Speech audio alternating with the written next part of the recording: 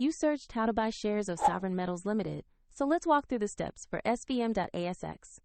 Sovereign Metals Ltd is an Australian mining and exploration company listed on CBOE AUS under the ticker SVM.ASX.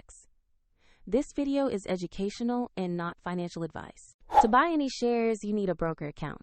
I'll use eToro as an example to show the process. After registering, you must verify your account, usually by uploading an identity document, and then add funds to your account to enable purchases. Use the platform search bar and type the ticker SVM.ASX to find the listing. Confirm you select the CBOE AUS entry, so you are locating the correct Sovereign Metals Ltd stock.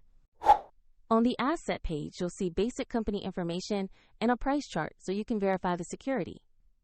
Double-check the name, exchange, and ticker to ensure this is the correct stock before proceeding. To place an order, choose Invest or Buy, enter the amount you want to invest, review the order details, and then confirm. If the market is closed, your order may be queued or executed at the next open. And if you lack sufficient funds, the platform will prompt you to add money before confirming. Once completed, the position will appear in your portfolio.